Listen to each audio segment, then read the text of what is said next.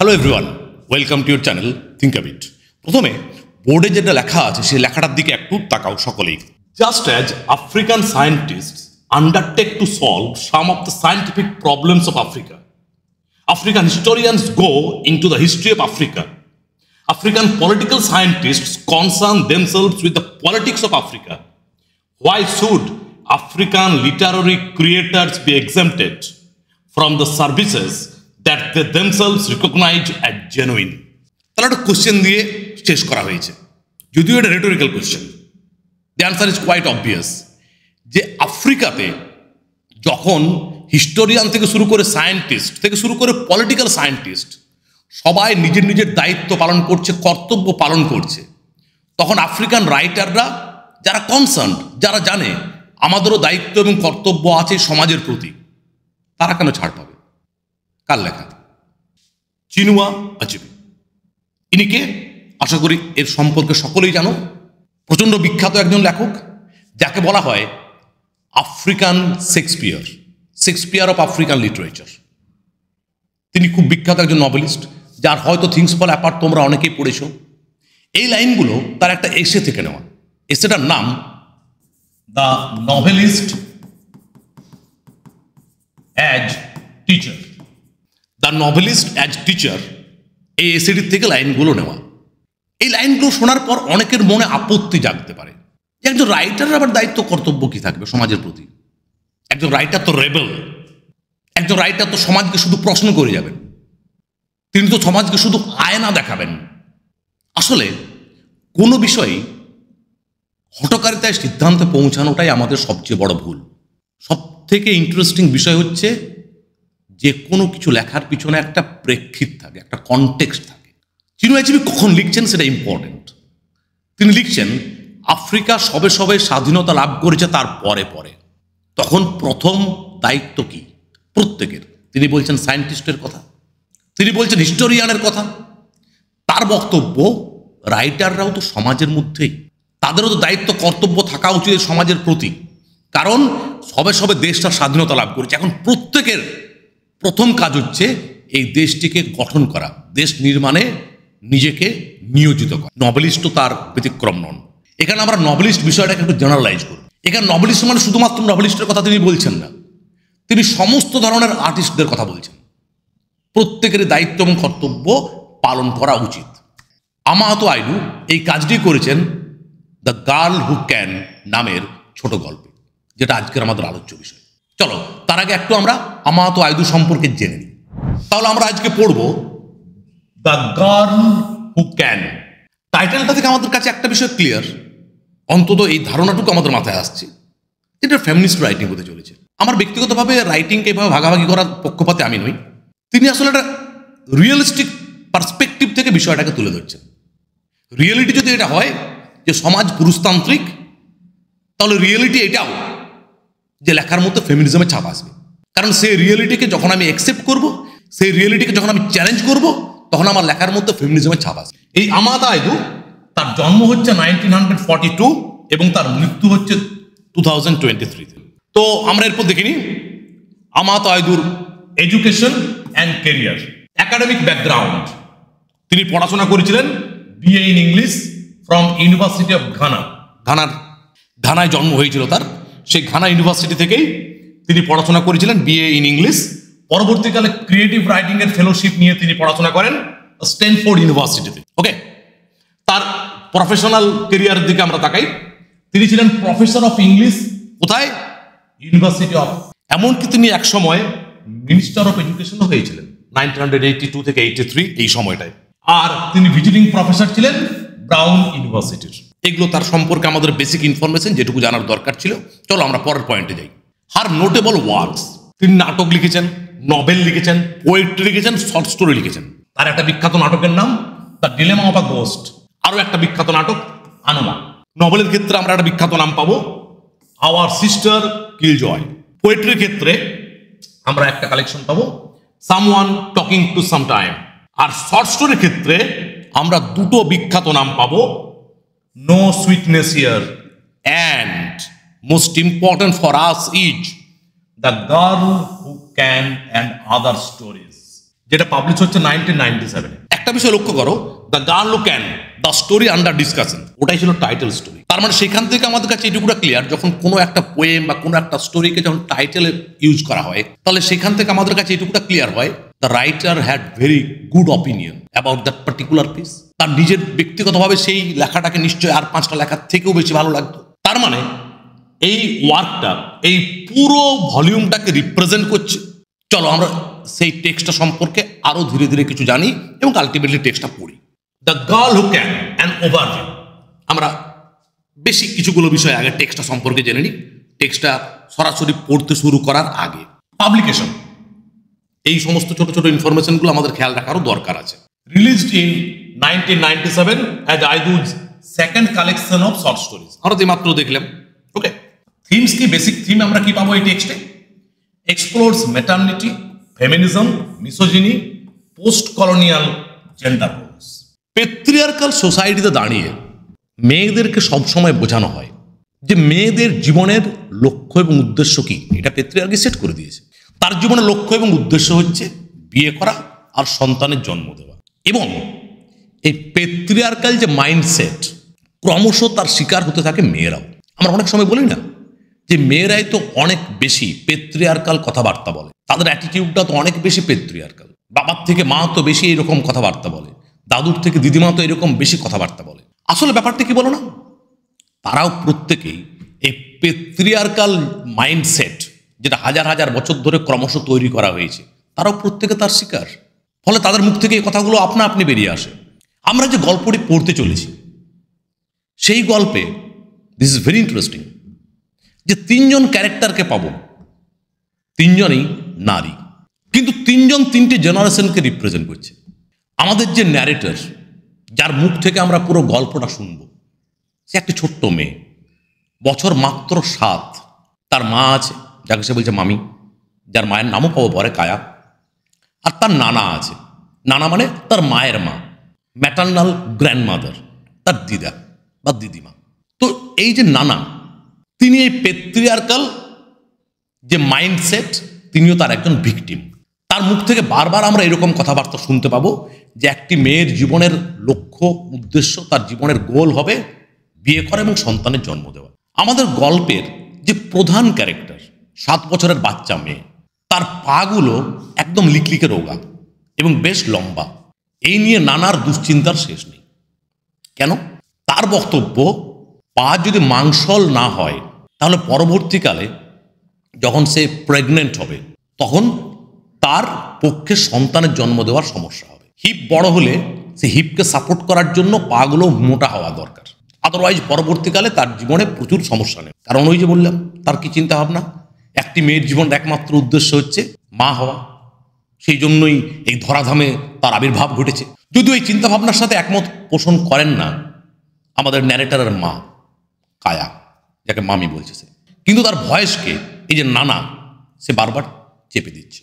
তাকে আমরা একজন মেট্রিয়ার্ক হিসেবে দেখতে পাবো, যে আবার পেট্রিয়ার্কাল অ্যাটিটিউডকে সমাজে বয়ে নিয়ে বেড়াচ্ছে। কিন্তু গল্পের টাইটেলটার দিকে তাকাও, টাইটেলটা প্রচন্ড positive, the girl who can. তার মানে আমাদের ন্যারেটরকে এমন কিছু করতে পারবে যেখান থেকে পুরো গল্প পাল্টে যাবে, বিরাট কিছু পরিবর্তন নিয়ে আসতে পারবে সে। আদারওয়াইজ এত পজিটিভ টাইটেল কেন? চল বাকি গল্পটা আমরা পড়ি। এবং এতক্ষণ পর্যন্ত যে কথাবার্তাগুলো আমি বললাম, সেখান থেকে তোমাদের মাথায় আরও একটা প্রশ্ন জেগে ওঠার কথা, হঠাৎ করে চিনু আইচিবির কথাগুলো আমি কেন তুলে আনলাম? অবশ্যই কারণ আছে। যে দায়িত্ব পালন করার কথা চিনু আইচিবি বলেছিলেন নভেলিস্টদের জন্য বা সমস্ত রাইটার্সদের জন্য বা সমস্ত আর্টিস্টদের জন্য, আমরা এই গল্পটা পড়তে গিয়ে দেখব অক্ষরে অক্ষরে সেই দায়িত্ব পালন করে গেছেন আইদু।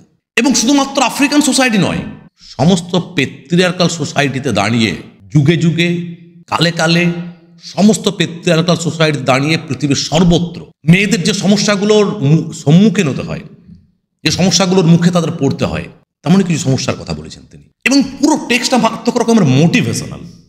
এটাই তিনি করতে বলেছিলেন চিনু আইচিবি, যে হতে পারে একজন আফ্রিকান রাইটারের বা আফ্রিকান ক্রিটিকার আমাদের দেখে হাসি পেতে পারে, যেটা সমাজের বিরুদ্ধে বিদ্রোহ করছে না, সমাজের দোষ ত্রুটিগুলোকে ধরিয়ে দিচ্ছে না। আরে বাবা, বাড়ির সংস্কার তুমি কখন করবে? আগে তোমার একটা বাড়ি থাকতে হবে, যে বাড়িটাকে পুরনো হতে হবে, তবে তো গিয়ে তুমি সে বাড়িটাকে সংস্কার করে আবার নতুন রং ফং করবে, যেখানে যা প্রবলেম হয়েছিল সেগুলোর মেরামত করবে। তোমার একটা ফাঁকা জমি পড়ে আছে, তোমার বাড়িই নেই, আর তুমি বাড়ি মেরামত করতে নেমে গেছো।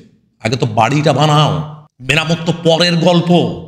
এটাই তো বলতে চেয়েছেন চিনু অ্যাচিবি তার লেখাতে দ্য নভেলিস্ট অ্যাজ টিচারে। এবং এই কাজটাই একজন আফ্রিকান রাইটার হিসেবে আমাতা আইদু দায়িত্বর সাথে পালন করে গেছেন। তার text the girl who can. আগে সমাজটাকে তৈরি করো, পরিবর্তন তো তৈরির পরে আসে, আগে তো নয়। তাহলে মেটার্নিটি, ফেমিনিজম, মিসোজিনি, পেট্রিয়ার্কাল সোসাইটিতে মেয়েদের প্রতি যে অ্যাটিটিউড, মারাত্মক রকমের পুরুষতান্ত্রিক চিন্তাভাবনা সমাজের চারদিকে ছড়িয়ে আছে। এই প্রসঙ্গে কথা বলতে গেলে আমার সেই কিছুদিন আগের একটা বিতর্কিত সিনেমা অ্যানিমেলের কথা মনে পড়ে যায়।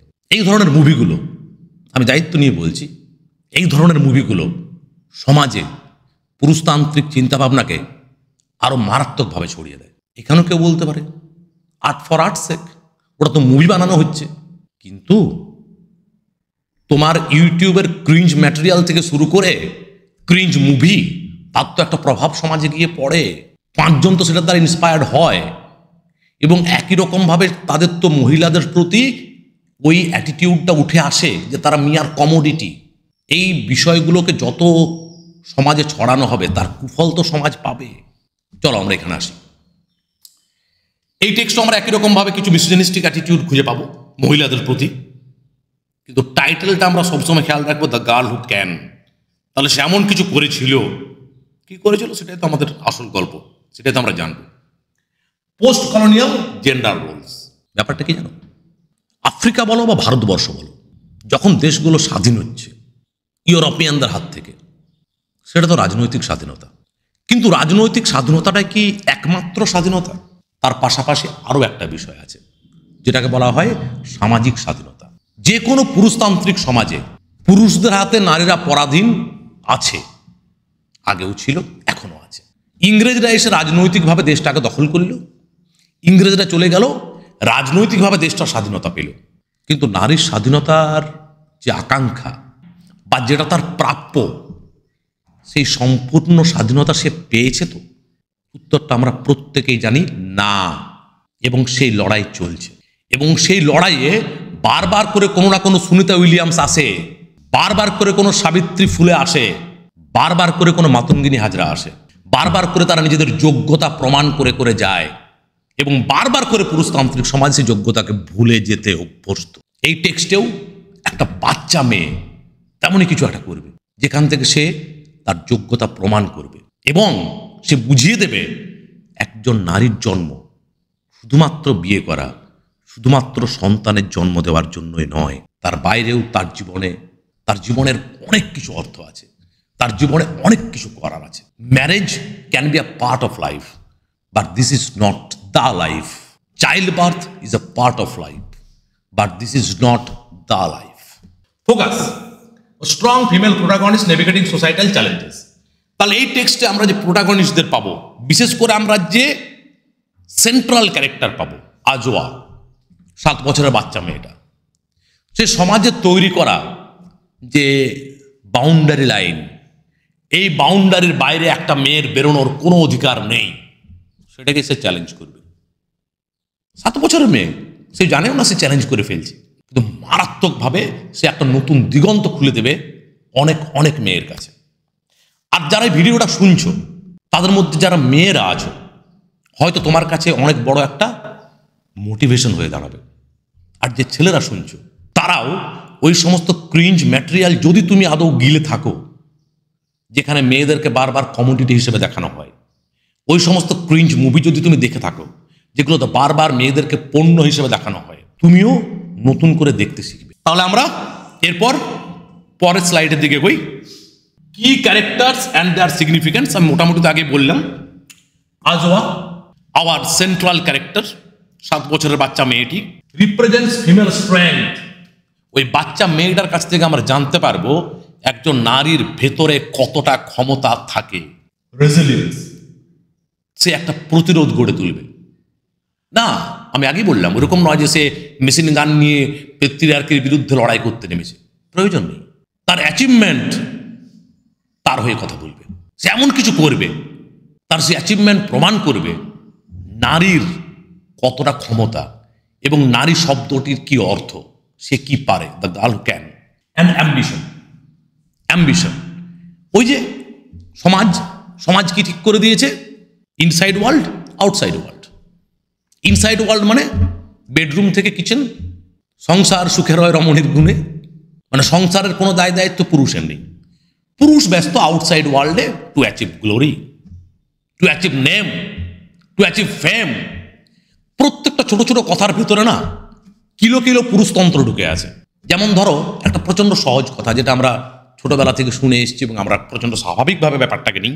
প্রত্যেকটি সফল পুরুষের পিছনে একজন নারীর হাত থাকে। অ্যাপারেন্টলি সহজ সরল কথা, মনে হচ্ছে নারীদের কত সম্মানের জায়গায় রাখা হচ্ছে, একটু তলিয়ে ভাবো তো। তার মানে সফলতার দাবিদার একমাত্র পুরুষেরা, আর নারীর কাজ হচ্ছে তাকে সফল করার জন্য একটা জাস্ট পুশ করে যাওয়া। মানে পুরুষ অ্যাচিভ করবে,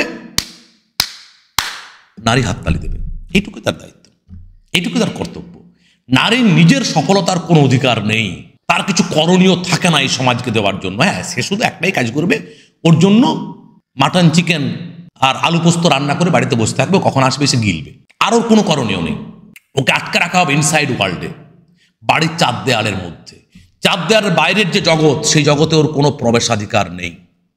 সেই জগৎটা পুরুষের জগৎ, সেই জগতের একমাত্র অধীশ্বর পুরুষ মানুষেরা, সেখানে নারীরা ব্রাত্য। এই মেয়েটি সেই জায়গাতে গিয়েই তার যোগ্যতার প্রমাণ দেবে, যেভাবে অনেক অনেক নারী যুগে যুগে দিয়ে এসেছে। Next character, very important character, নানা।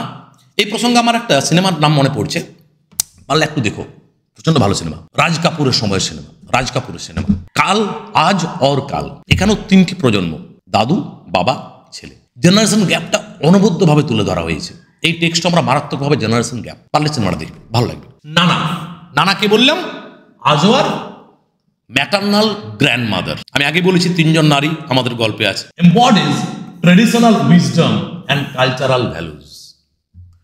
সমাজ যে শিক্ষাটা দিয়ে এসেছে হাজার হাজার বছর ধরে, যে শিক্ষাটা আমাদের রন্ধ্রে রন্ধ্রে ঢুকে গেছে, যে শিক্ষার মধ্যে মারাত্মক রকমের নারী বিদ্বেষ ঢুকে আছে, এইখানে সেই শিক্ষাটাকেই মন প্রাণ দিয়ে জড়িয়ে রেখেছে আমাদের গল্পের ক্যারেক্টার না। যেটা আমি বললাম, এখানে তো অনেকের প্রশ্ন জাগে, বেশ কিছু পুরুষ মানুষের মুখ থেকে এটা শুনতে পাওয়া যায়, নারীরাই তো নারীদের আসল শত্রু। ফালতু কথা, 100% ফালতু কথা। কারণ ওর সেক্সুয়াল আইডেন্টিটিও একজন নারী, কিন্তু ওর কালচারাল যে আইডেন্টিটি, সেইখানে সে একজন পুরুষতান্ত্রিক। পুরুষতান্ত্রিক হওয়ার জন্য পুরুষ হওয়ার প্রয়োজন হয় না। পুরুষতন্ত্র পুরুষের মধ্যেও থাকতে পারে, নারীর মধ্যেও থাকতে পারে। যেমন নারীবাদী হওয়ার জন্য নারী হওয়ার প্রয়োজন হয় না। অনেক পুরুষ আছেন যারা নারীদের অধিকারের জন্য আন্দোলন করেন, তারাও নারীবাদী। তো এইখানে নানা মারাত্মকভাবে পুরুষতান্ত্রিক। এবং তিনি কেন পুরুষতান্ত্রিক?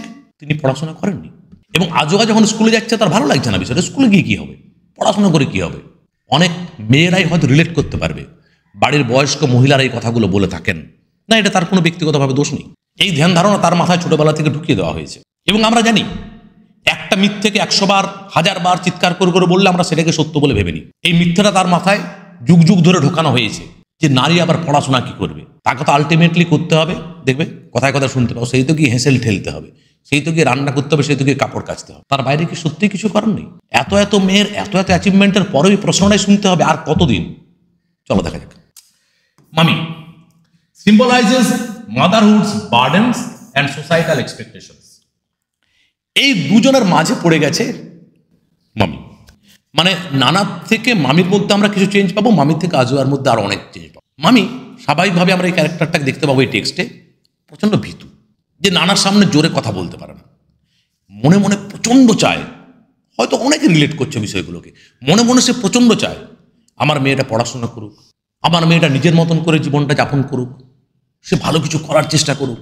কিন্তু নানার যখন বক্তব্যগুলো উঠে আসে, কি হবে পড়াশোনা করে, এই কিচ্ছু লাভ নেই, এই পাগুলো কত রোগা রোগা, এই মা হবে কি করেও, আমি চেষ্টা করে নানার বিরুদ্ধে কথা বলার, কিন্তু কিছুক্ষণ পর চুপসে যায়, কথা বন্ধ হয়ে যায়। যার পিছনে তার কোনো একটা অতীত আছে। চলো আমরা ধীরে ধীরে সবই জানবো। আশা করি এখান পর্যন্ত ক্লিয়ার হয়েছে। এরপর আমরা সরাসরি টেক্সটে ঢুকে পড়ি। চলো তাহলে আমরা টেক্সটটা পড়ি। The girl who can buy আমা আতা আইদু।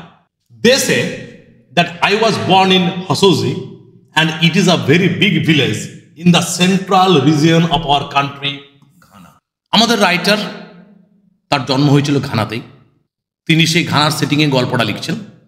ঘানার একটা বড় গ্রাম হাসোজি, সেইখানে আমাদের গল্পের যে ন্যারেটর আমরা ইতিমধ্যে জেনে গেছি যে একটি 7 বছরের বাচ্চা মেয়ে, গল্পে একটু পরে তার রেফারেন্স আছে, আজওয়া, তার কথা বলা হচ্ছে, সে আমাদের গল্পের ন্যারেটর। সে বলছে তারা বলে, তারা মানে কি? বড়রা, আমরা একটু পরে বুঝতে পারবো সে বড়দের কথা বলছে। বড়রা বলে, সে তো বাচ্চা মেয়ে, মাত্র 7 বছরে, সে তো আর এত জানে না কোনটা কার গ্রাম কোনটা কার দেশ, এত ভাগাভাগি এত কিচ্ছু তার জানা নেই। সে বড়দের মুখ থেকে শোনে যে তার জন্ম হয়েছে কোথায়? হাসুজি নামের একটি গ্রামে, যেটা কোথায়? সেন্ট্রাল ঘানার একটি গ্রাম। They also say that when all of Africa is not choking under a drought, Hasoji lies in a very fertile lowland in a district known for its good soil. তারা বলে যখন পুরো আফ্রিকাতেই খরা দেখা দেয়নি, তখন হাসুজি জায়গাটা ছিল লো ফার্টাইল ল্যান্ড, এমন একটা ডিস্ট্রিক্টের মধ্যে যেটা বিখ্যাত ছিল তার গুড সয়েলের জন্য। তার মানে হাসুজি নামের এলাকাতে, ওই বড় গ্রামটাতে, সেখানে ফসলের ফলন প্রচণ্ড ভালো হতো। এখন তো পুরো আফ্রিকাতে খরা নেমে এসেছে, ওখানেও ফলন কিছুটা হলেও কমেছে, কিন্তু একসময় প্রচণ্ড ভালো ছিল। এখনও আছে আর 5টা জায়গার থেকে ভালো, কিন্তু আগের থেকে খানিকটা ফলন এখানেও কমে গেছে। খরার কিছুটা প্রকোপ প্রভাব এখানেও নেমে এসেছে। Okay, maybe that is why any time I don't finish eating my food, Nana, আমরা একটা ইম্পর্টেন্ট ক্যারেক্টারকে পেয়ে গেলাম, says you Ajoa, you don't know what life is about, you don't know what problems there are in this life.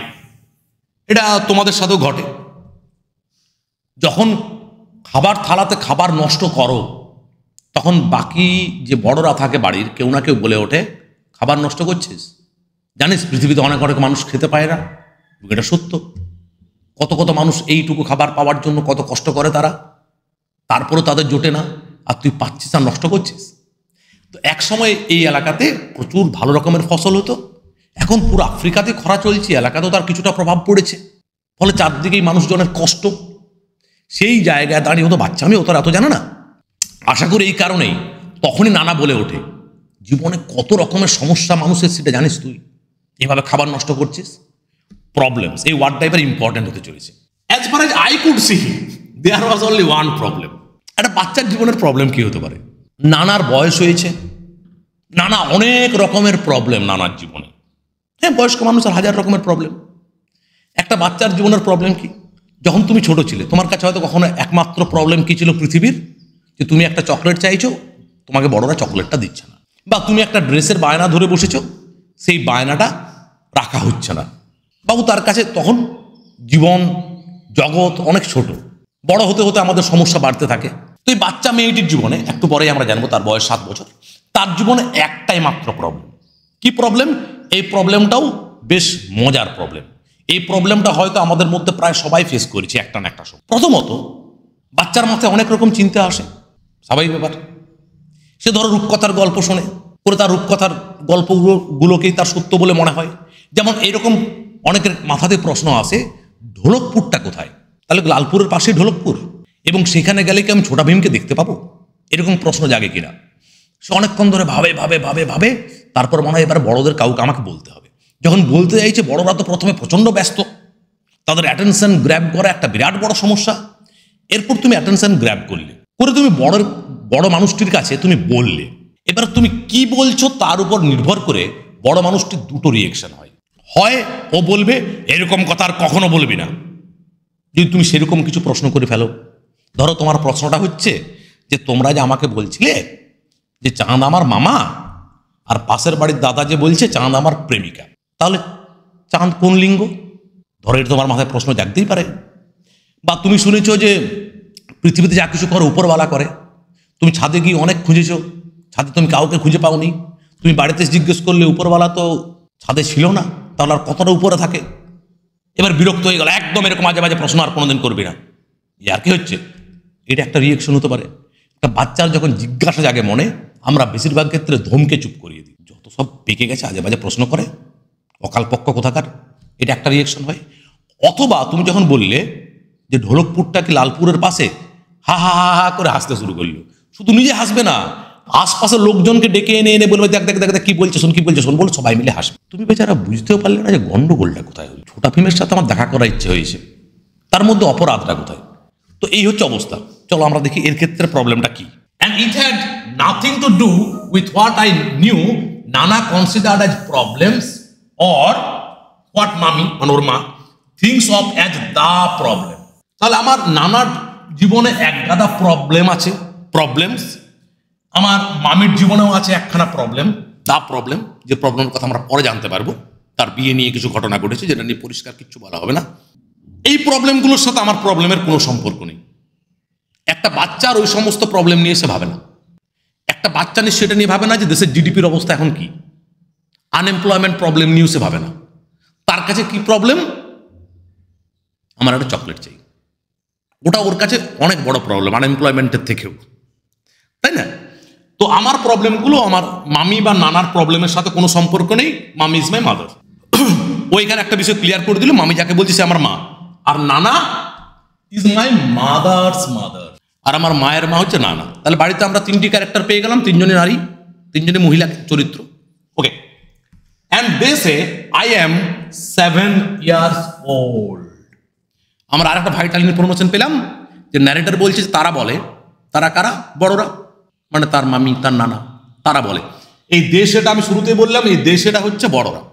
দেখো এখানে তার প্রমাণ পেলাম আমরা যে বাড়িতে আমার মামি আছে, নানা আছে, তারা বলে আমার বয়স 7, মানে বড়দের কথা বলছে। বড়রা বলে, বাচ্চা কি করে জানবে 7 বছর মানে কত, সেটাও বাচ্চা জানে না। তারা বলে আমার বয়স 7।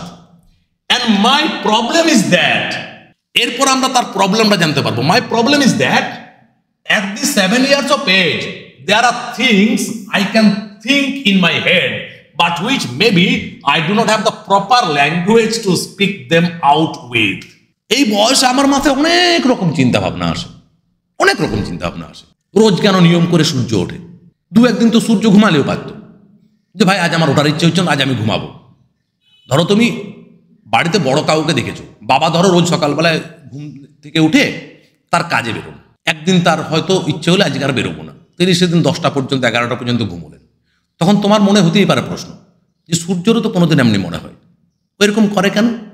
বা কোনোদিন যদি বৃষ্টি পড়ছে সকালবেলা, তখন তোমার মনে হতে পারে ও তার মানে আজকে সূর্য ছুটি নিয়েছে, এই জন্য এখন অন্ধকার অন্ধকার আছে। এরকম আরও অনেক কিছু প্রশ্ন তোমার মাথায় জাগতে পারে, এবং তোমার কাছে মনে হয় যে এটা একটা বিশাল বড় প্রবলেম। এই প্রবলেমটা আমি বড় কাউকে বলবো তবে তো আমি উত্তর পাবো। এবার বড় কাউকে বলতে গেলে তুমি কিভাবে বলবে, প্রপার ল্যাঙ্গুয়েজ তুমি খুঁজে বেড়ানোর চেষ্টা করো, কিভাবে আমি গুছিয়ে বলবো কথাটা, যাতে আমাকে ছোট না ভাবে, বাচ্চা না ভাবে, আমাকে নিয়ে হাসাহাসি না করে বা ধমকে না দেয়, যেগুলো বড়দের অভ্যেস। And that I think is a very serious problem. এই প্রবলেমটা প্রচণ্ড সিরিয়াস, এই প্রপার ল্যাঙ্গুয়েজ খুঁজে না পাওয়া। কারণ আমি যখনই বলতে যাই বড়রা হয় আমাকে ধমকে দেয়, এরকম কথা আর কখনো বলবি না, আর নইলে হা হা হা করে হেসে দেয়। তার মানে হয়তো বা আমি ঠিকঠাক ভাষায় প্রকাশ করতে পারছি না আমার প্রবলেম। এটা সবচেয়ে সিরিয়াস প্রবলেম, প্রবলেম প্রকাশ করতে না পারাটা। Because it is always difficult to decide whether to keep quiet and not say anything of the things that come into my head or say them and get laughed at. আমি যখনই কিছু বলতে যাই, প্রচণ্ড serious একটা question করলাম আমি, প্রচণ্ড সিরিয়াস কোশ্চেন, যে চাঁদ নারী না পুরুষ, প্রচণ্ড serious.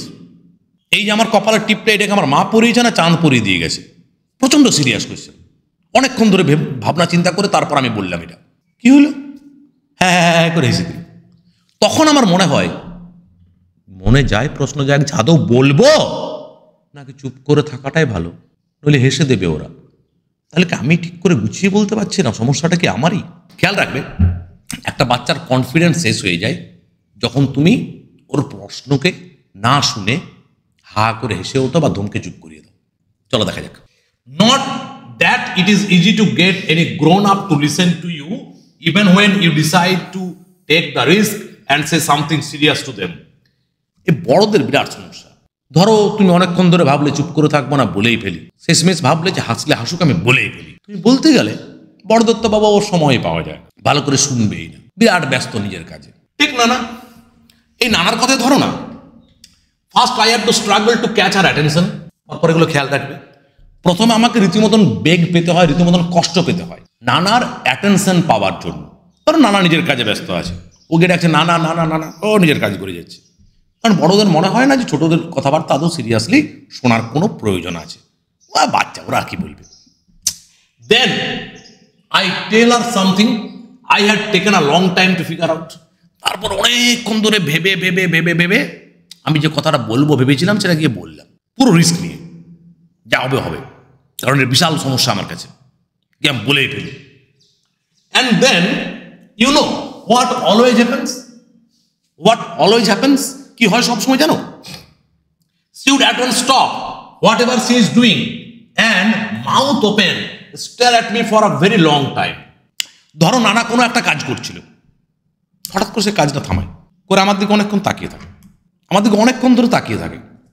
Then bending and turning her head slightly so that one ear comes down towards me, she will say in that voice, that italics আছে। তারপর তিনি ঘাটটাকে কাত করে একটা কান আমার দিকে পৌঁছে গেছে, এরকম অদ্ভুত একটা ভঙ্গি করে সেই গলায় বলেন।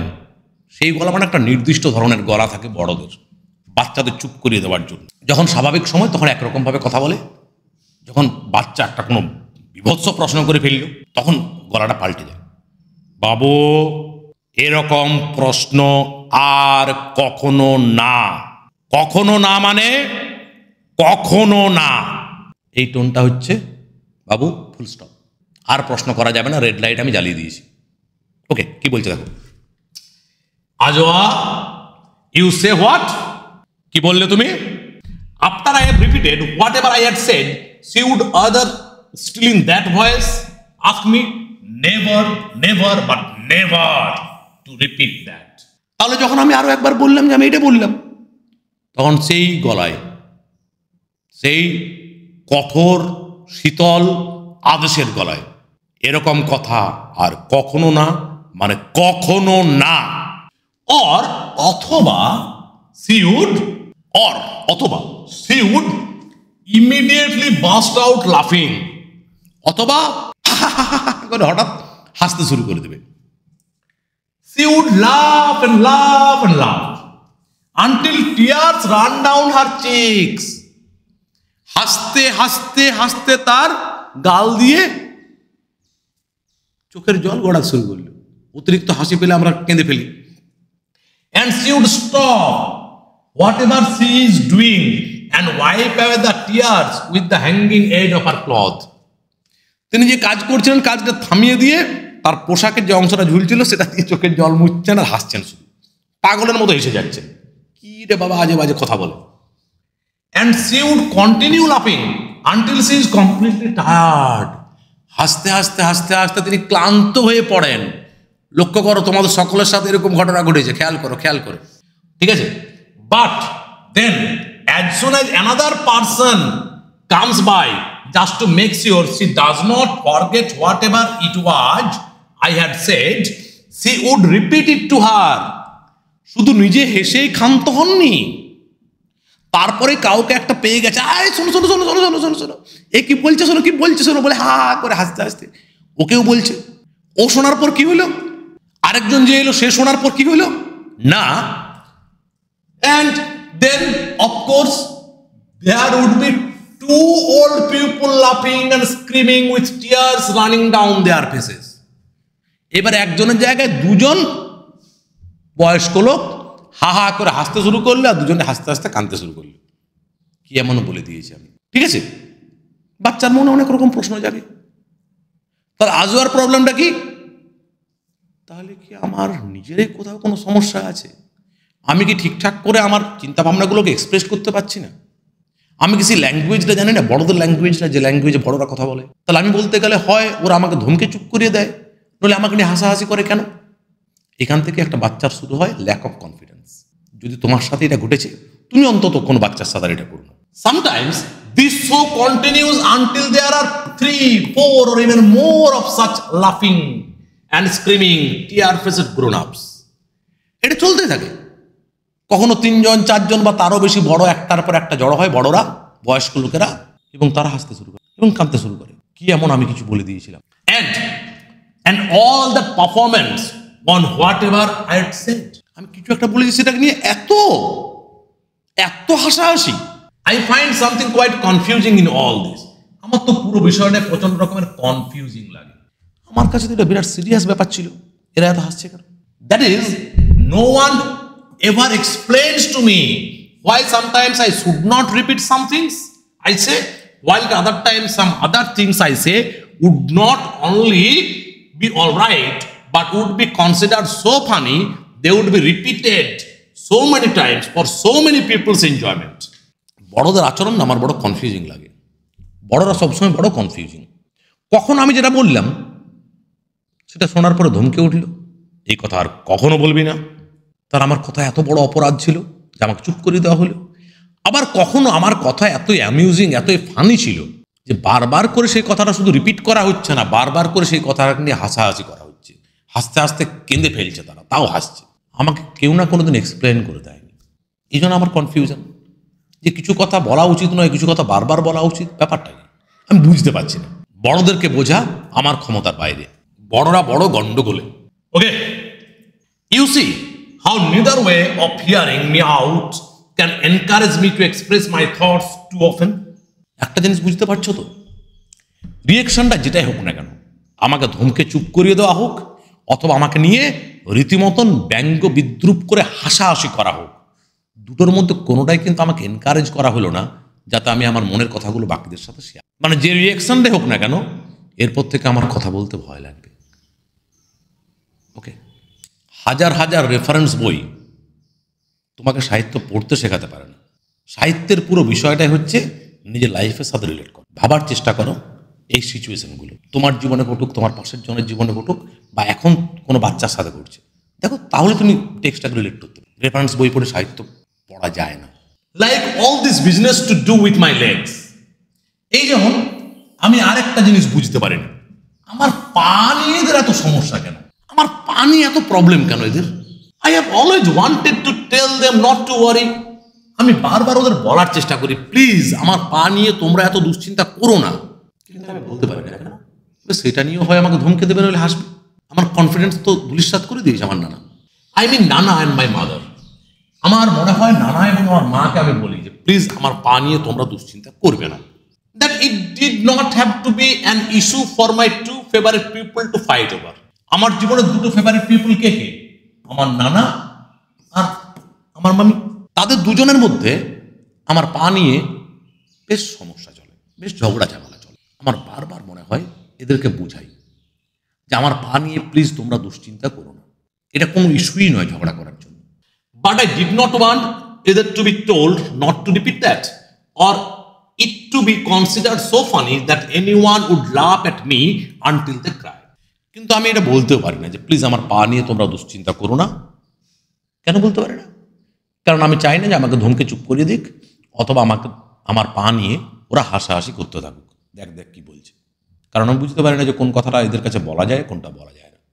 ওই জন্য আমি কিছুই বলা বন্ধ করে দিয়েছি। After all they were my legs. This is very important. আসলে শেষ কথাটা হচ্ছে এগুলো আমার পা। যেমন একটা প্রচণ্ড ভালগারিটি আমাদের সমাজে প্র্যাকটিস করা হয়, অ্যারেঞ্জ ম্যারেজের নামে কনে দেখতে যাওয়া, এবং তারপরে মা একটু হেঁটে দেখাও, মা একটু ছুটে দেখাও, মা একটু নেচে দেখাও, মা একটু হেসে দেখাও, এবং তারপরে সমালোচনা চলে, পাগুলো ঠিক নয়, হাতগুলো ঠিক নয়, মুখটা ঠিক নয়, চোখটা ঠিক নয়, বডি শেমিং চলে। এবং তখন প্রত্যেকটি মেয়ের মনে হয় চিৎকার করে আমি একটাই কথা বলি, এটা আমার পা, এটা আমার হাত, এটা আমার মুখ, এটা আমার শরীর। এটা কীরকম সেটা নিয়ে কমেন্ট করার, কথা বলার অধিকার পৃথিবীর কারণে কারণে। তো আজও বাচ্চা মেয়ে সে এত ফেমিনিজম বোঝে না, সে পেত্রিয়ার্কি বোঝে না, কিন্তু সে এইটুকুটা বোঝে এগুলো তো আমার পা, টেढ़ा है पर मेरा है। When I think back on it now, those two, Nana and my mother, must have been discussing my legs from the time I was born. এখন যখন আমি ভাবতে বসি, আমার কি মনে হয় জানো, যে মুহূর্তে আমার জন্ম হয়েছে সেই মুহূর্ত থেকে আমার পা নিয়ে এদের দুজনের তর্কাতর্কি, আলাপ আলোচনা চলছেই। এবং এটা অনেক মেয়ের সাথেই ঘটে, জন্ম মুহূর্ত থেকেই বাড়িতে তাকে নিয়ে একটা ঝামেলা শুরু হয়ে যায়, কারণ মেয়ের জন্ম হয়েছে। না, এদের ক্ষেত্রে অবশ্যই এটা সমস্যা ছিল না। নানা আর যাই হোক, মেয়ে নিয়ে তার সমস্যা ছিল না, যে মেয়ের জন্ম হয়েছে বলে সমস্যা এটা তার নয়, তার সমস্যা তার পাগুলো নিয়ে। কিন্তু আমাদের সমাজে তো অনেকের ক্ষেত্রে এইটাই সব থেকে বড় সমস্যা এবং প্রথম সমস্যা হয়, যে কারণ সে মেয়ে, তাই নাকি? What I am sure of is that when I came out of the land of sweet, soft silence into the world of noise and comprehension, the first topic I met was my legs. আমার মনে হয় যে সেই শান্ত, নম্র, নীরব পৃথিবী থেকে আমি যখন এই হই হট্টগোলের পৃথিবীতে প্রথম পৌঁছাই, তখন প্রথম যে টপিকটা আমি শুনেছিলাম আমার সম্পর্কে, সেটা ছিল আমার পাগুলো। এই শান্ত, সৌম্য, নীরব পৃথিবী বলতে কেউ কেউ স্বর্গের কথা ভাবতে পারো, আমার মনে হয় না, সেটা নয়, মাতৃগর্ভের কথা বলা হচ্ছে। আর এই হই হট্টগোল, চিৎকার চেঁচামেচির দুনিয়া মানে এই আমরা যে দুনিয়ায় বাস করি, তাহলে মাতৃগর্ভ থেকে আমি ভূমিষ্ঠ হওয়ার পরে প্রথম যে টপিকটা হয়তো আমার কানে গেছিল, তখন আমার শোনার কথা নয়, কিন্তু মানে কানের কাছে এসে যে বিষয়টা নিয়ে আলোচনা চলছিল, সেটা ছিল আমার পা। কারণ আমি আগেই বললাম, নানার এটা নিয়ে প্রবলেম ছিল না যে মেয়ের জন্ম হয়েছে। আমাদের এইখানে ভাবো, প্রথমত বেশিরভাগ জায়গাতে সমস্যা হয় মেয়ের জন্ম হয়েছে, তারপর আবার মেয়ের যদি কোনো একটা কোট আনকোট, আমার ওয়ার্ড নয়, আমি কোট আনকোট বলছি, তাদের ওয়ার্ড, খুঁত নিয়ে জন্ম নেই, তাহলে তো বলারই নেই। প্রথম টপিকটা যে মেয়ের বিয়ে দেবো কি করে, দ্যাট ডিসকাশন, কোন discussion?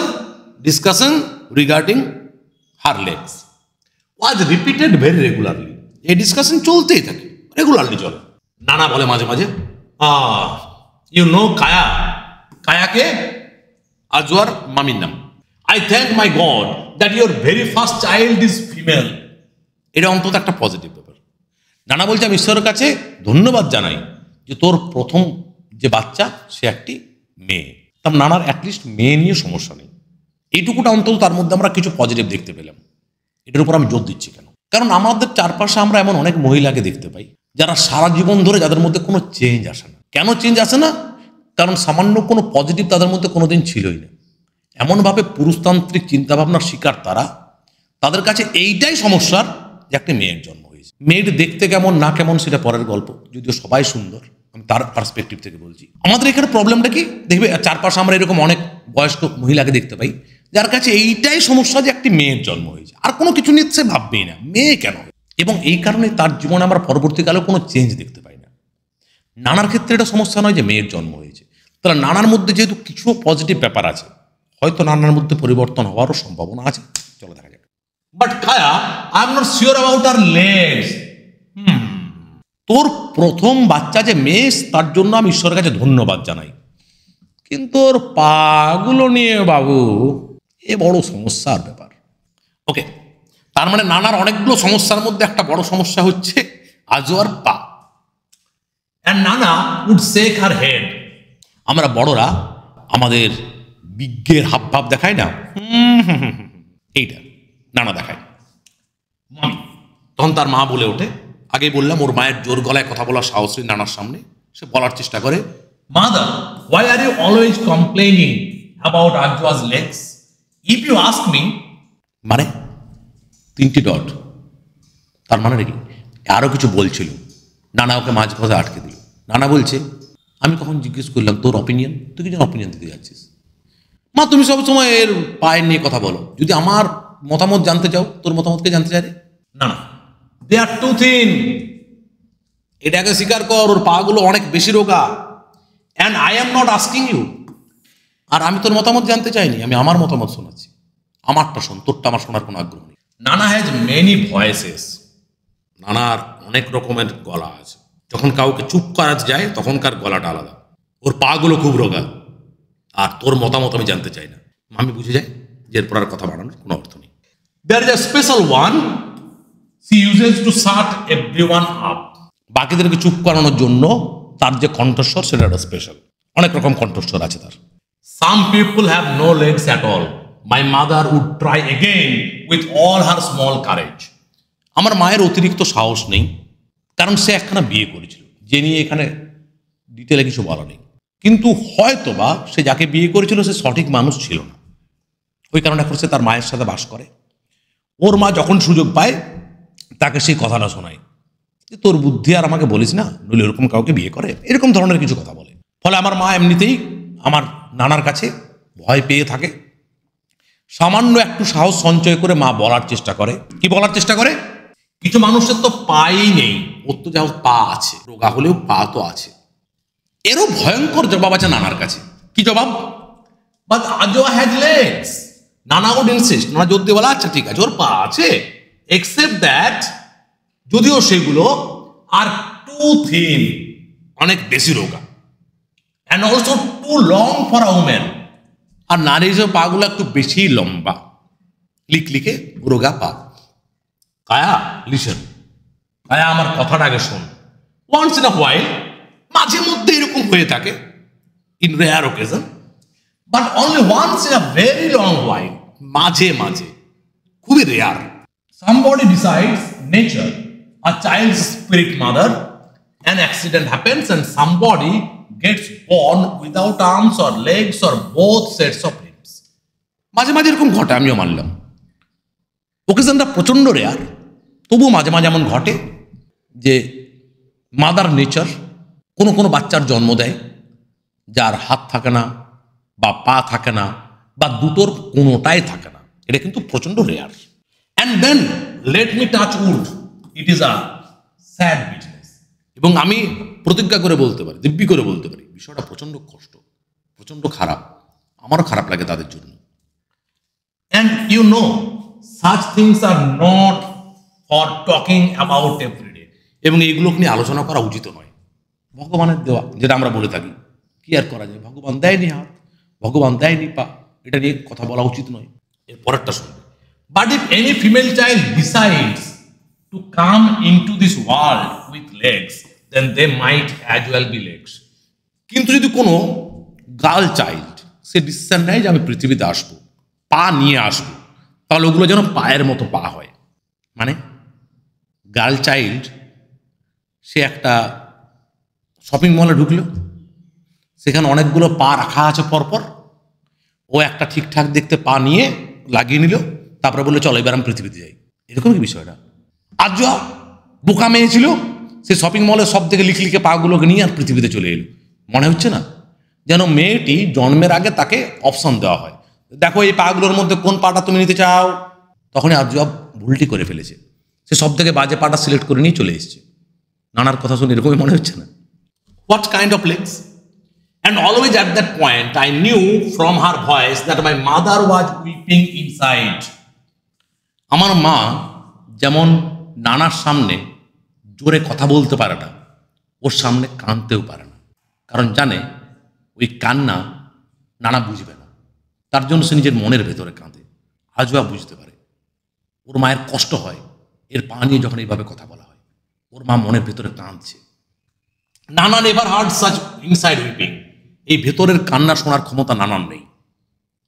Not that it would have stopped Nana even if she had heard it. কিন্তু আমার মনে হয় না যে নানা যদি সে ভেতরের কান্না শুনতে পেত তারপরও চুপ করতো, হয়তো তারপরও বলে যেত। হুইচ অলওয়েজ সারপ্রাইজ মি, যেটা আমার প্রচন্ড অবাক লাগে যে বড়রা এত ইনসেনসিটিভ কেন হয়। Because about almost everything else apart from my legs Nana is such a good grown up. কারণ আমার পা নিয়ে নানা যে সমস্ত কথাবার্তা বলে সেই কথাগুলোকে বাদ দিলে বাকি বেশিরভাগ ক্ষেত্রেই নানা খুব ভালো বড় গুড গ্রোন আপ। কিন্তু তারপরের মনে একটা প্রশ্ন জাগবে, in any case what do I know about good grown ups and bad grown আপস? আমি কি করে জানবো গুড গ্রোন আপস কারা আর ব্যাড গ্রোন আপস কারা? হাউ কুড নানা be a good grown up when she carried on so about my legs? যখন আমার পা নিয়ে নানা এত রকমের কমেন্ট করে, তাহলে তাকে আমার গুড গ্রোন আপই বা কেন মনে হচ্ছে? All I want to say is that I really like নানা এক্সেপ্ট ফর দ্যাট। আমি শুধু এইটুকুটা বলতে চাই, নানাকে আমার প্রচণ্ড ভালো লাগে, তাকে আমি খুবই ভালোবাসি, শুধুমাত্র যখন সে আমার পায়ের নিয়ে কথা বলে সেই সময়টা বাদ দিয়ে। এই টপিকটা আমার একেবারে পছন্দ নয়। As I keep saying, if any woman decides to come into this world with all of her two legs, then she should select legs that have meat on them with good calves. সে আবার বলছে, আমি যেটা বলতে চাইছি, যখন কোনো মেয়ে সিদ্ধান্ত নেয় দুখানা পা নিয়ে পৃথিবীতে আসবে, তখন তার উচিত ভালো দুখানা পা নির্বাচন করা, যে পাগুলোতে মাংস থাকবে, মানে ওই হাঁটুর নিচে উল্টো দিকে যে কাবসগুলো, সেগুলো যাতে মাংসল হয়। আবার ডিসাইডের প্রশ্ন কোথার থেকে আসছে আমি এখনো বুঝতে পারিনি। আমার তো এটাই মনে হচ্ছে যে একটা মেয়ে গিয়ে নিজের পাগুলো নিজে সিলেক্ট করতে পারে জন্মের আগে, এই সিলেক্ট করার সময় ভুল করেছিল, এটাই বলতে চাইছে না। Because you are sure such legs would support solid hips, কারণ পা যদি শক্তপোক্ত হয়, পা যদি মাংসল হয়, তাহলে সে সলিড হিপসগুলোকে সাপোর্ট করতে পারে। কারণ খেয়াল রাখবে, at the time of pregnancy তার উপরের পার্টে, শরীরের উপরের পার্টের ওজন বেড়ে যাবে। তাহলে পা যদি শক্তপোক্ত না হয়, তাহলে প্রেগনেন্সির সময় তার শরীরটাকে সাপোর্ট দেবে কি করে? And a woman must have solid hips to be able to have children. আর সলিড হিপস কেন লাগবে? চাইল্ড বার্থের জন্য। সলিড হিপসকে সাপোর্ট দেবে কে? Solid legs. তাহলে যখন সলিড লেগসই নেই, যখন ভিতটায় নড়বড়ে, তখন বাচ্চার জন্ম দেবে কি করে? বিশাল সমস্যা নানার জীবনে।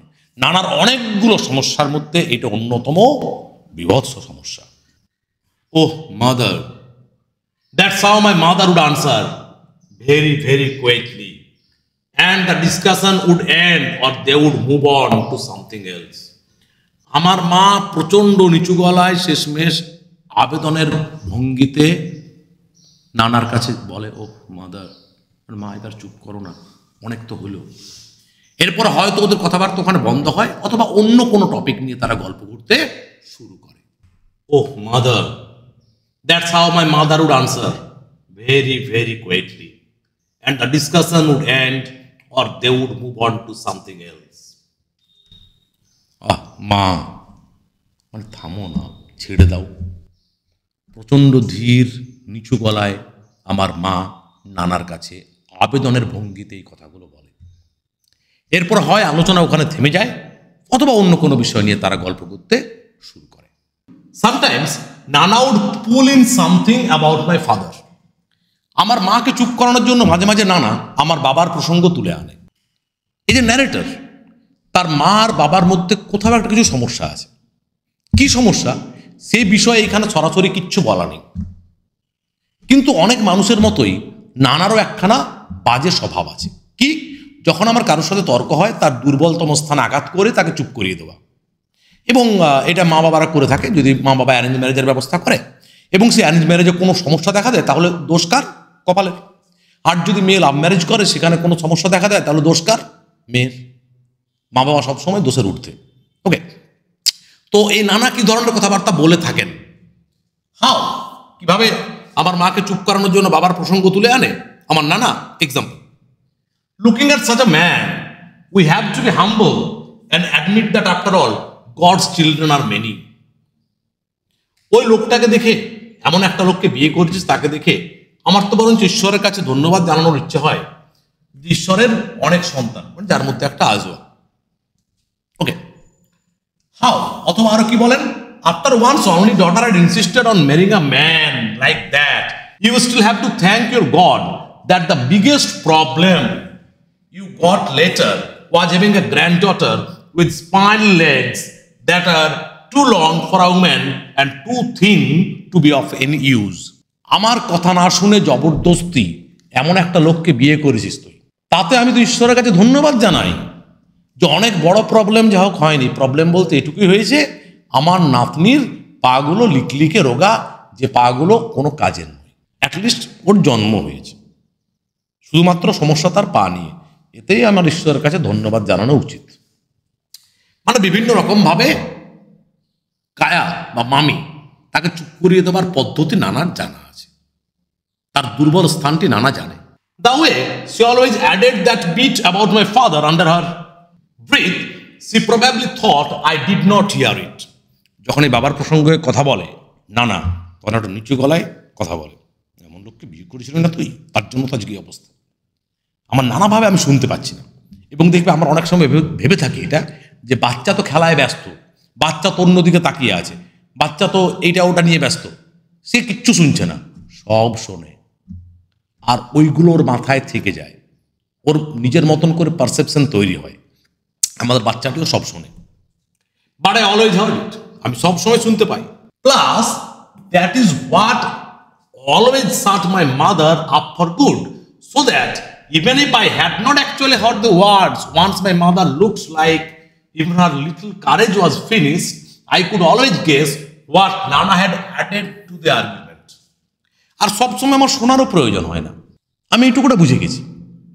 আর্গুমেন্ট চলতে চলতে আমার মায়ের যে সামান্য সাহসটুকুও ছিল, সেটাও যখন মায়ের শেষ হয়ে গেছে, মা একদম চুপ করে গেছে।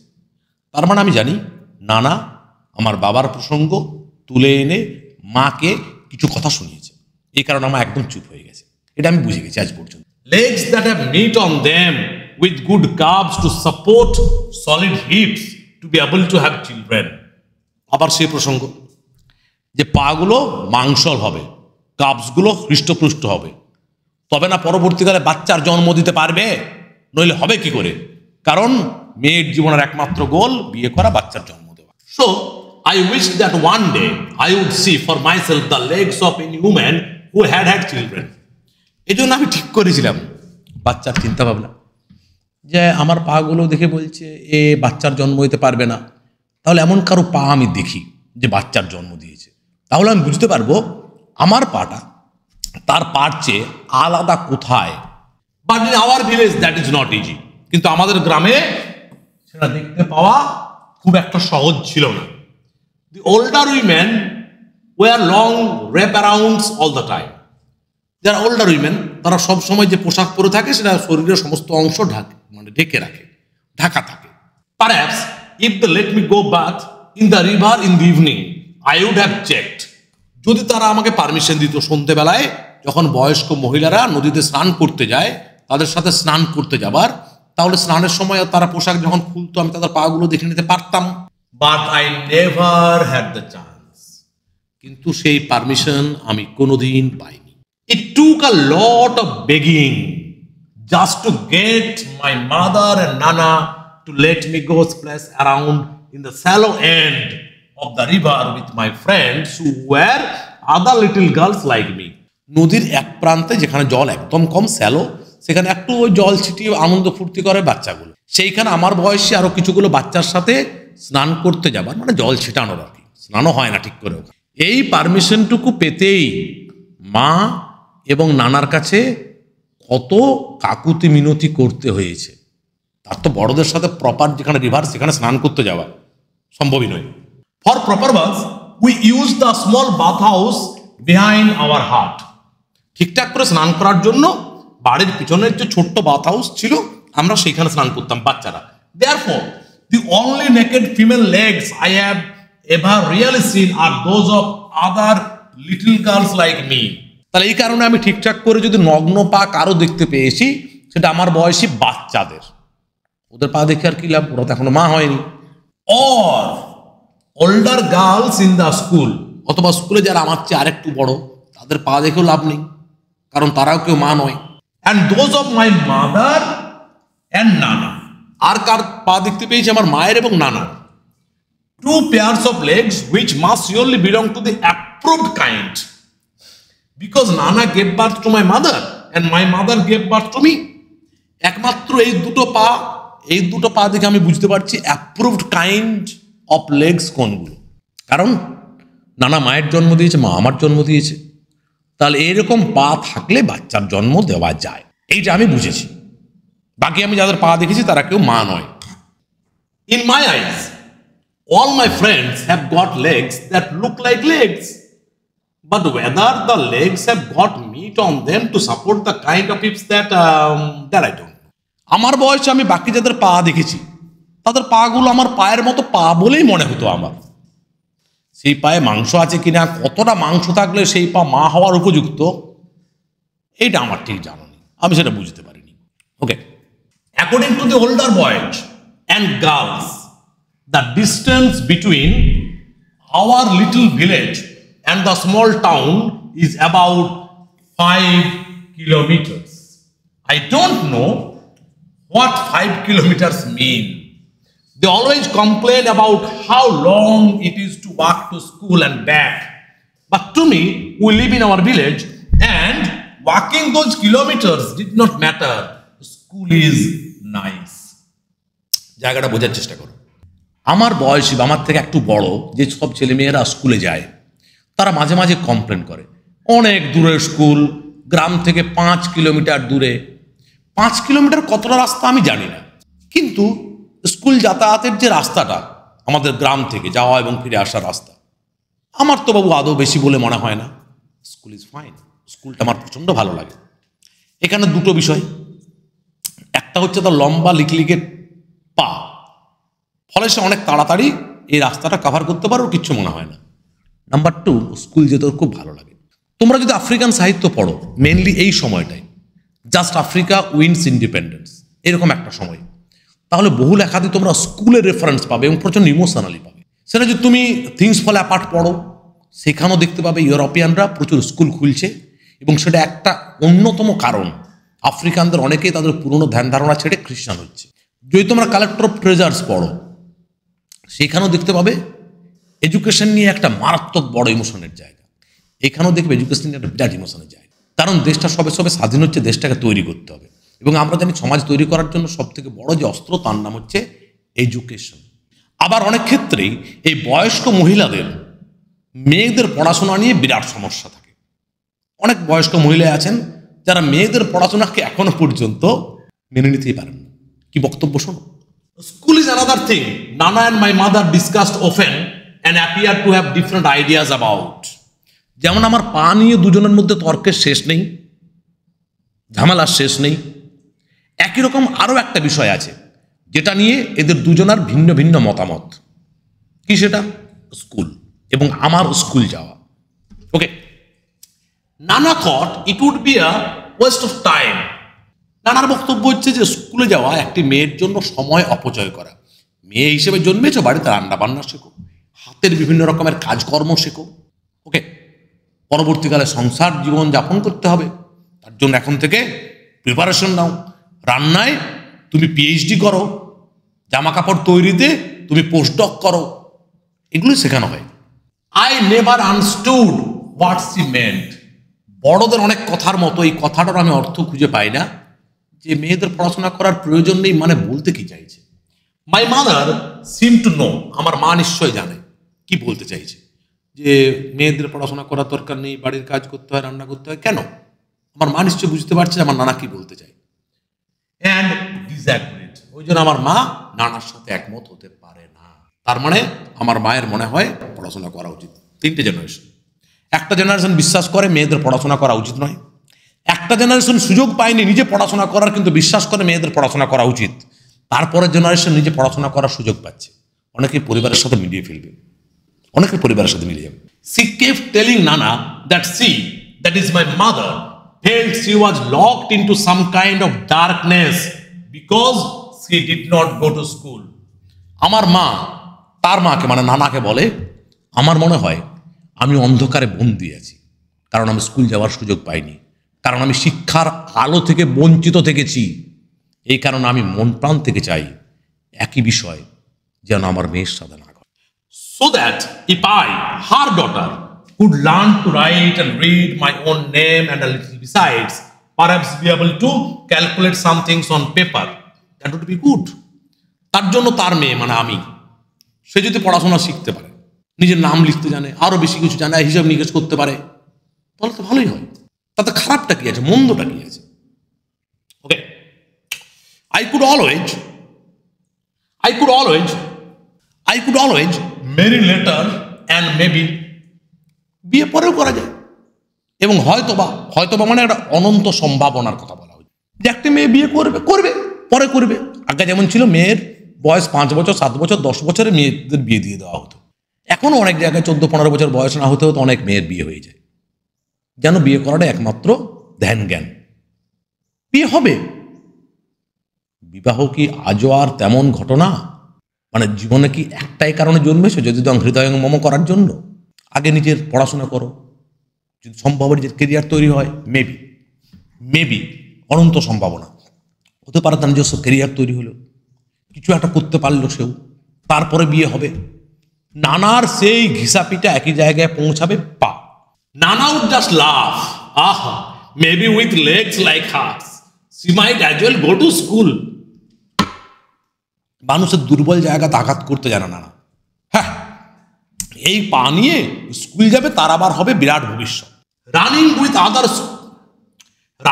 আদার classmates on our small sports field and winning first place each time never seem to me to be anything about which to tell anyone at home. স্কুলের ছোট্ট মাঠে আমার ক্লাসের বাকি বন্ধুদের সাথে ছোটা এবং সেই দৌড়ে প্রত্যেকবার ফার্স্ট হওয়া আমার মনে হয়নি যেটা বিরাট কোনো বড় বিষয় যেটা বাড়িতে গিয়ে ফলাও করে জানাতে হয়। কারণ একটা বিষয় তোমরা আগেই শুনেছি, একদম শুরুতেই এর বাড়িতে কথা বলতে ভয় হয় অনেকের মতোই। কারণ বড়রা হয় ধনকে চুপ করিয়ে দেবে, নইলে হেসে উঠবে। এই জন্য সে বড়দের থেকে দূরত্ব তৈরি হয়ে যাচ্ছে, তার বড়দের সাথে নিজের মনের কথাগুলো শেয়ার করতে পারছে না। এই জন্য এই কথাটা বলেনি, এটা বড় বিষয় তো নয়, হয়ে ফার্স্ট প্রত্যেকবার হয়ে যায়। This time it was different. এইবারে কিন্তু বিষয়টা আলাদা। কি আলাদা? I don't know how the teachers decided to let me run for the junior section of our school in the district games. আমি জানি না কেন, কিন্তু এইবারে আমাদের স্কুলের টিচার্সরা ডিসিশন নিয়েছেন যে স্কুলের জুনিয়র সেকশনের তরফ থেকে ডিস্ট্রিক্ট গেমসে দৌড়ে আমি রিপ্রেজেন্ট করব, তারা সিদ্ধান্ত নিয়েছেন। When I went home to tell my mother and Nana, they had not believed it at first. আমি যখন বাড়িতে গিয়ে মাকে আর নানাকে বিষয়টা জানালাম, তারা প্রথমে বিশ্বাস করতে চায়নি। এটাও আমাদের ঘটে, বাড়িতে অনেকবারই অভিজ্ঞতা হয়েছে তোমাদেরও, যে তুমি ভালো কিছু করেছো, ভালো কিছু তোমার অ্যাচিভমেন্ট, সেটা বাড়ির বড়রা পালা সত্যি এটা সন্দেহের নজরে দেখে। পরে হয়তো প্রমাণ হয় যে না তুমি ওটা করেছো, বাট ওদের কাছে তুমি তখন তুমি আর কি জানো। সো নানা হ্যাড টেকেন ইট আপন herself to go and ask into it properly. নানা বললে আচ্ছা ঠিক আছে, আমি ঠিক করে খবর নিই। এ কি শুনতে কি শুনে এসছে, উনি ঠিক করে খবর নেওয়ার ব্যবস্থা করলেন। She came home to tell my mother that it was really true. তিনি বাড়ি এসে মাকে বললেন, না রে সত্যি কথা, স্কুলের জুনিয়র সেকশনকে রিপ্রেজেন্ট করবে এ ডিস্ট্রিক্ট গেমসে দৌড়ে। I was one of my school's runners. আমাদের স্কুলের অনেকজন রানারের মধ্যে আমিও একজন। মা অত কিছু বোঝে না। মায়ের জীবনে ইচ্ছে ছিল পড়াশোনা করার, ইচ্ছে ছিল নিজের জীবনটাকে নিজের মতন করে যাপন করার স্বাধীনতাটুকু পাওয়ার, পায়নি কিছুই। আজকে মা বেঁচে থাকে মেয়ের মধ্যে, মেয়ের প্রত্যেকটি আনন্দে, মেয়ের প্রত্যেকটি সফলতায় শুধু মা নিজের পূর্ণতাকে খুঁজে বেড়ায়। Is that so? Exclaim my mother. আমার মা আবেগে চিৎকার করে উঠছে, তাই তাই। নর্মালি মা নিজের আবেগকে সেভাবে দেখায় না, কিন্তু আজকে আর সংযত করে রাখতে পারেনি নিজেকে। আই নো হার, আমি তাকে চিনি। Her mouth moved as though she was going to tell Nana that after all there was a secret about me she could not be expected to share with anyone. আমি আমার মাকে জানি, আমার মা একটুক্ষণ আবেগটা প্রকাশ করে ফেললো, তারপর মুখটা একটুক্ষণ নড়ছিল, আমার মা কিছু বলতে চাইছিল কিন্তু আর বললো না, নিজেকে সামলে নিল। হয়তো আমার মা বলতে চাইছিল যে বুঝলে মা, নানাকে হয়তো বলছে, বুঝলে মা তুমি অকারণে এত দুশ্চিন্তা করতে আজও আগে নিয়ে। আমি বরাবর জানতাম এ কোনোদিন একটা বিরাট কিছু করতে পারবে। এর এই গোপন কথাটা আমি কারোর সাথে শেয়ার করিনি, কিন্তু আমি জানতাম আমার মেয়ের মধ্যে সে ক্ষমতা আছে। মা হিসেবে আমার সে বিশ্বাস ছিল, কিন্তু আমার মা কিচ্ছু বলেনি, কারণ আমার মা যেটুকু আবেগ দেখালো সেটাই অনেক। বাট দেন নানা herself looked so pleased. Out of surprise my mother shut her mouth of. নানা এবং মামির মধ্যে কিছু ডিফারেন্স আছে। আমার মায়ের প্রতিটি দুর্বল জায়গাতে নানা আঘাত করতে ভালোবাসে। আমার মা আজ যখন দেখল আমার সামান্য কিছু অ্যাচিভমেন্ট, আমার মা বলতে চেয়েছিল যে তুমি তো একদিন বুঝতে পারোনি মা, আমি তো প্রথম থেকে জানতাম এই মেয়ে একদিন কিছু একটা করবে। কিন্তু মা যখন দেখল নানা এমনিতেই প্রচণ্ড আনন্দে আছে, মা চুপ করে গেল, অবাক হয়ে গেল যে নানার এত আনন্দ আমাকে নিয়ে। কিন্তু ভাবলো ঠিকই আছে, যদি সব ঠিক হয়ে যাচ্ছে হোক না, কথা শুনিয়ে কি লাভ হবে।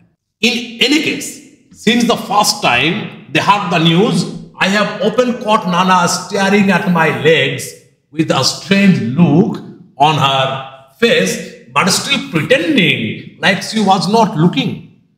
যখন থেকে তারা শুনেছে যে আমি স্কুলের রানার্সদের মধ্যে অন্যতম, আমি মাঝে মাঝেই তাকিয়ে দেখছি। আমি যখন অন্যদিকে তাকাই তখন আমার পায়ের দিকে তাকিয়ে থাকে আমার নানা, হয়তো মনে মনে ভাবে এই পাও কাজে লাগে।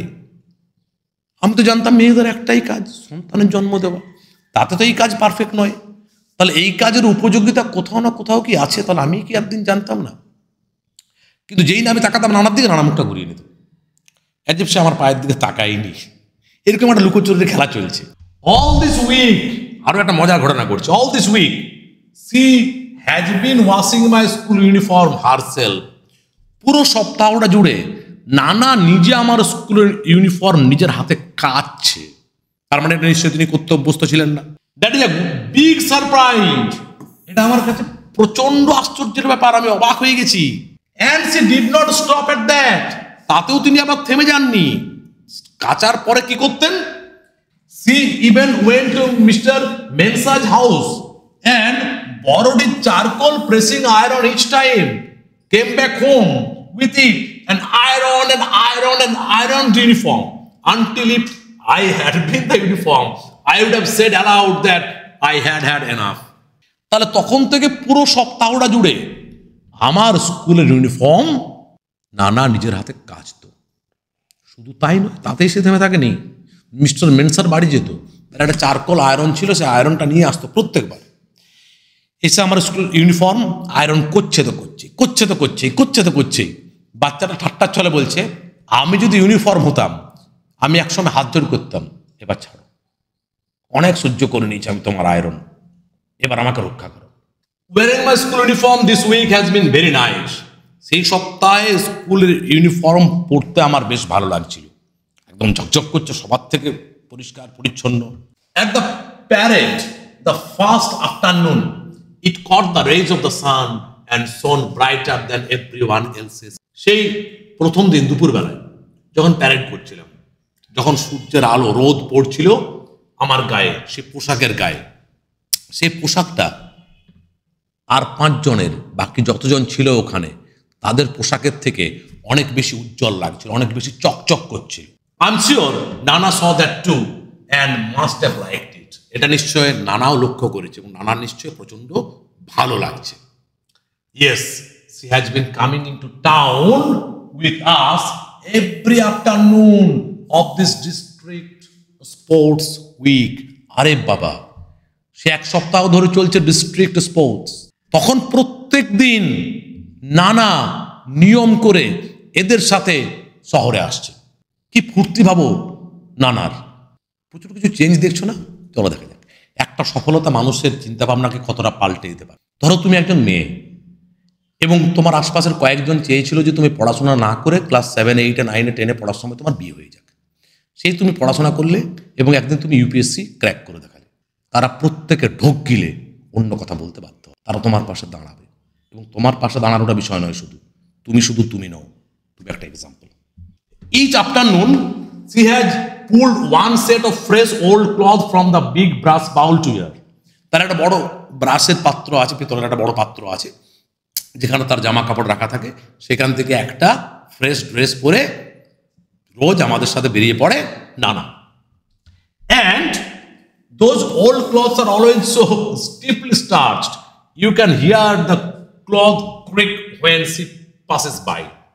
সেই কাপড়গুলোতে এত প্রচন্ড বেশি পরিমাণে মার দেওয়া থাকে, এমন একটা আওয়াজ হয় ওগুলোর, যখন হেঁটে পেরিয়ে যায় পাশ দিয়ে, মার দেওয়া পোশাক পরলে তার একটা খসখসে আওয়াজ হয়, সে আওয়াজটা শুনতে পাওয়া যায়। But she wax way behind us school children as though she was on her own way to some place else.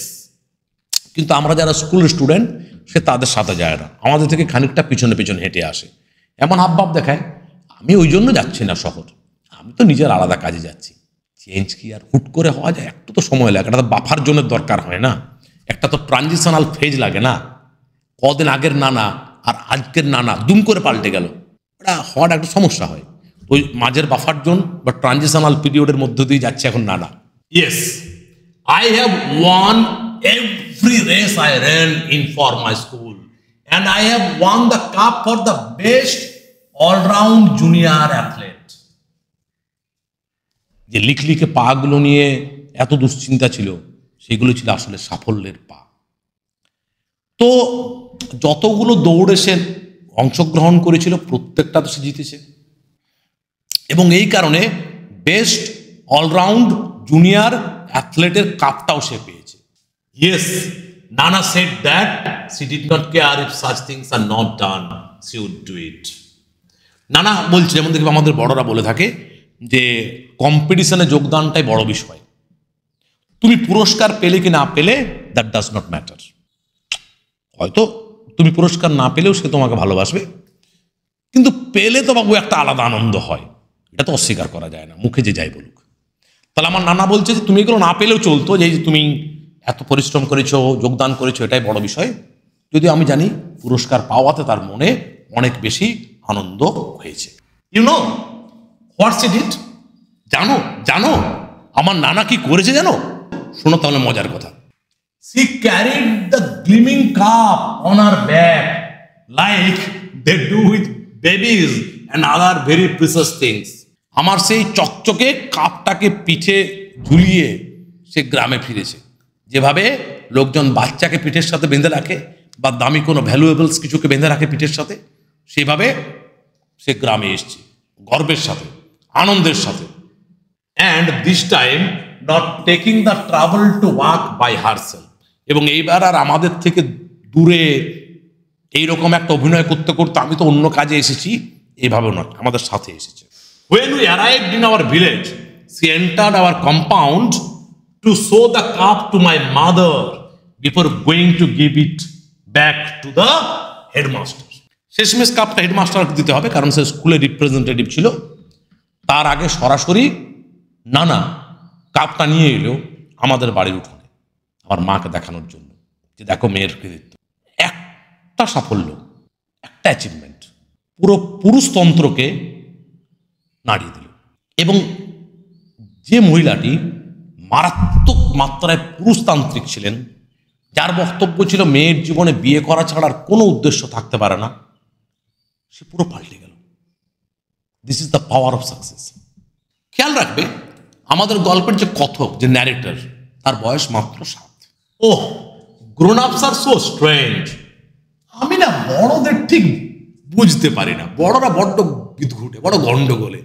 নানা is right now carrying me on her নি অ্যান্ড ক্রাইং সফটলি।